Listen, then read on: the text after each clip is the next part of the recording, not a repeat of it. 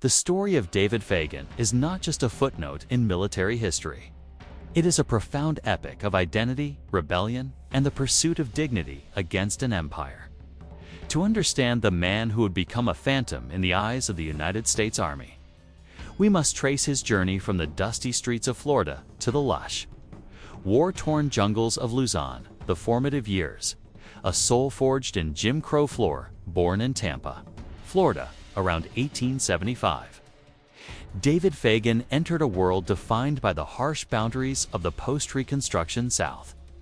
Growing up as a black man in Florida during the late 19th century meant navigating a landscape of systemic exclusion and the constant threat of racial violence. Little is documented of his childhood, but the environment speaks for itself. It was an era of disenfranchisement where the promise of freedom after the Civil War was rapidly being replaced by the Jim Crow caste system. Fagen was likely a young man of high intelligence and restless spirit who found his options limited. For many black men of his generation, the military offered a rare path to steady pay, a uniform, and a degree of respect, even if that respect was segregated. In 1898, he enlisted in the 24th Infantry Regiment, one of the famed Buffalo Soldier units. He hoped to serve a country that, in many ways, refused to serve him: the Buffalo Soldier and the Philippine Horizon. When the Spanish-American War transitioned into the Philippine-American War in 1899, Fagen was deployed to the Philippines.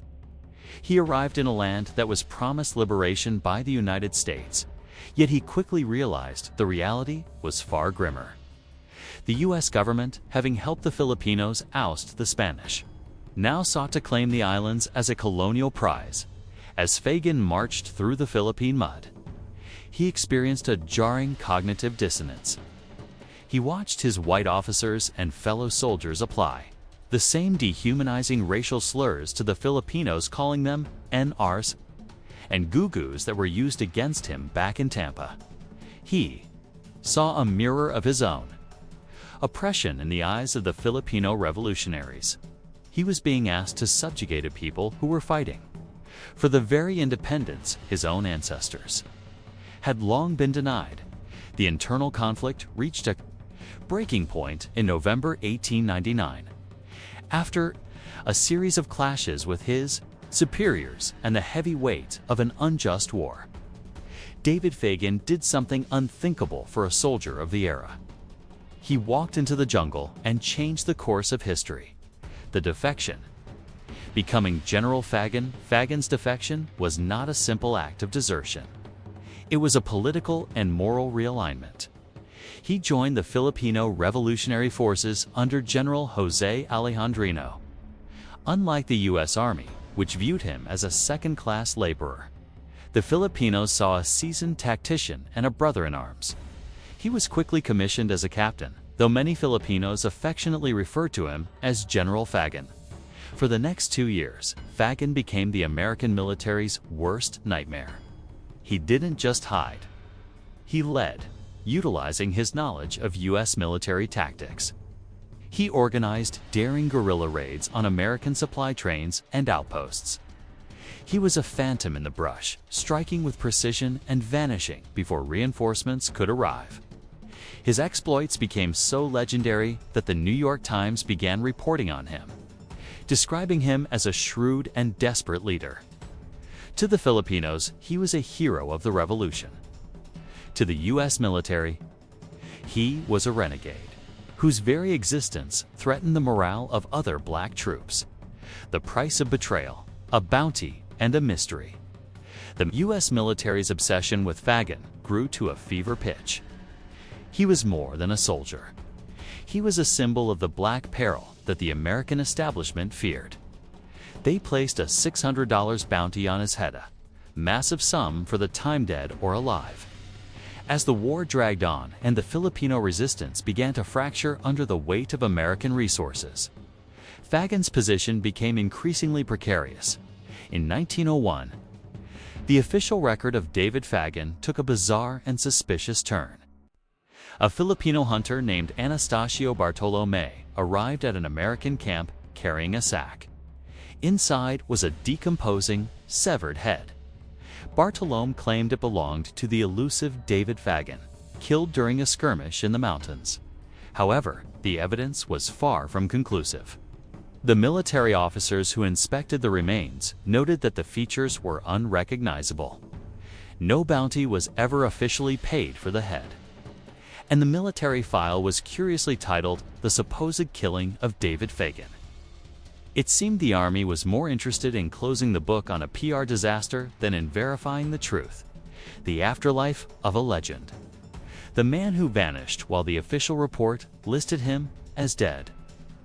The whispers in the jungle told a different story. For years after his death, sightings of Fagen persisted. Local Filipinos and even some American soldiers reported seeing a tall, charismatic black man living deep in the mountains of Nueva Ecija. The legend suggests that Fagen had married a local Filipino woman and integrated into the community he had fought to protect. He had traded his rifle for a life of peace, choosing to disappear into the vast green heart of the Philippines, rather than face the gallows or the indignity of Jim Crow America. In this version of the story, David Fagen didn't die in 1901. He simply ceased to be a soldier and became a citizen of a world that didn't care about the color of his skin. The impact of his Higashida Vides Fagen's life is a testament to the complexity of loyalty. He chose his conscience over his flag, recognizing that patriotism is a hollow concept when the country you serve does not recognize your humanity. He remains a hero in Filipino history, a man who crossed an ocean to fight for a freedom he couldn't find at home. The U.S. military tried to erase him, to turn him into a supposed casualty of a forgotten war. But by doing so, they only cemented his status as a ghost that haunts the narrative of American exceptionalism. David Fagen reminds us that sometimes the most courageous thing a person can do is walk away from a system that demands they hate someone else. Conclusion: why we remember. David Fagen's story is not a tragedy. It is a story of liberation. He lived on his own terms and, quite possibly, died on his own terms long after the severed head had been forgotten. He was a man who saw the world as it was and decided he wanted no part in its cruelty. He was a Buffalo soldier who found his home in the resistance, a captain of the oppressed and a legend who refused to be captured. To this day, he stands as a symbol of the unbreakable link between the struggles for justice across the globe.